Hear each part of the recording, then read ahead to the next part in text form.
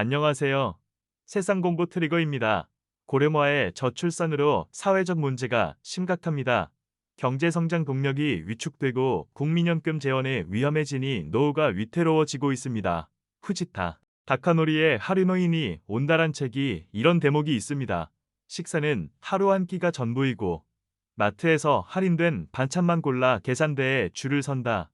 하루하루 어려운 생활을 견디다 못해 가게에서 몰래 물건을 훔치다 걸려 경찰에게 훈계를 듣기도 한다. 건강에 문제가 있는 것이 확실한데 병원비 걱정으로 약국에서 파는 약에만 의존한다. 매일 희망 없는 삶은 반복되고 그러다 외롭게 홀로 죽음을 맞는다. 일본 사이타마현을 중심으로 12년간 하루노인 민 빈곤자를 지원하는 단체에서 활동한 후지타 다카노리 씨는 나르노인이 온다란 책에서 충격적인 말을 쏟아냈습니다. 우리나라의 미래를 선행하는 일본의 상황을 심각하게 조목하는 이유입니다. 일본에는 현재 600만에서 700만 명으로 추정되는 하루노인들이 있다고 합니다. 그러나 OECD 국가 중 노인 자살률이 가장 높은 나라는 한국입니다. 자식 부양에 온 자산을 투자하고 스스로 하루노인의 길로 자청하는 한국의 부모들이 더욱더 직시해야 할 미래가 아닐까 싶습니다. 후지타 다카노리님의 이야기를 들어보시죠. 일본의 경우 수도권에 사는 생활보호 수준의 독거노인은 월 130만 원 정도 생활보조비와 주택보조비를 지원받고 있습니다. 소득세와 주민세 등의 세금이 면제됩니다. 연금을 포함한 수입이 이 최저선과 같거나 적으면 대상이 됩니다. 2013년 일본 국민생활기초조사에 따르면 1인 가구의 경우 2인 세대는 연간 약 1,700만 원, 3인 세대는 약 2,100만 원, 4인 세대는 약 2,500만 원 이하인 경우 빈곤으로 분류됩니다. 65세 이상의 상대적 빈곤율은 22%이고 고령 남성 1인 가구는 38%, 고령 여성 1인 가구는 52%나 됩니다. 여성의 경우 절반 이상이 빈곤 상태에서 생활하는 상황인 것입니다. 일본에서 살려면 노후 생활에 얼마의 돈이 필요할까요? 2014년 일본 총무성의 가계조사 보고를 보면 고령기에인 세대의 경우 한 달 평균 생활비는 사회보험료를 포함해 약 270만 원 정도였습니다. 생각지도 못한 유언, 의료비, 유양비가 발생하면 걷잡을 수 없습니다. 일본의 고령자들이 빚이 있는 경우가 10% 이내이고 빚이 있어도 평균 1,000만 원이 안 되는데 한국의 경우 2019년 가계금융복지조사 결과에 의하면 가구당 평균 약 8천만 원의 빚을 안고 있습니다. 가족 중 누군가 하루노인이 된 경우 그 자녀들도 경제적으로 파산하는 사태가 초래될 수 있습니다.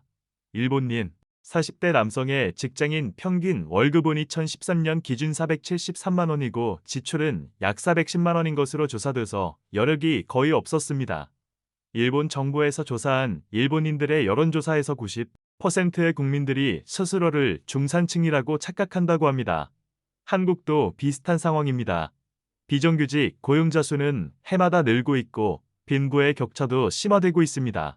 이런 상황에선 노인은 존경의 대상은커녕 거추장스럽고 짐이 된다는 인식이 형성될 가능성이 높습니다. 오래 산다는 것이 사회의 짐이 된다면 생명경시 현상으로 이어지게 됩니다.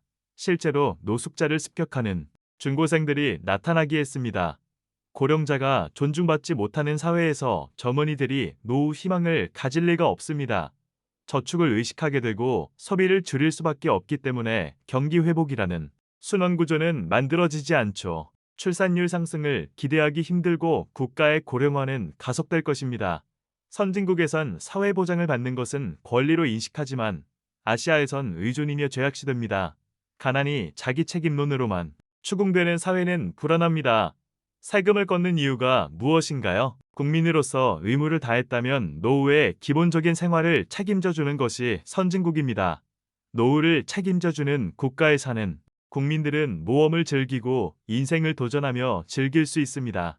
미래가 두려워 아무것도 하지 못하는 국민들이 대다수인 국가는 노쇠한 나라인 거죠. 더군다나 자본주의 경제 체제에서 스스로 제어할 수 없는 환경에서 하루 인생의 나락으로 떨어진 노인들이 대다수입니다. 이들의 지출과 손실이 누군가의 부의 일부라는 걸 공감해야 합니다. 누군가는 이러다 다들 놀려고만 하지 않겠냐고 주장하겠지만 인간은 사회적 동물이고 인정받고 성취하려는 본능이 있습니다. 이 하루 인생이 나의 문제가 될 수 있다는 걸 알아야 합니다. 일본 내각부의 2014년 고령사회백서에 의하면 65세가 넘어도 생활비를 벌기 위해서 일하기를 원하는 사람이 절반을 넘습니다.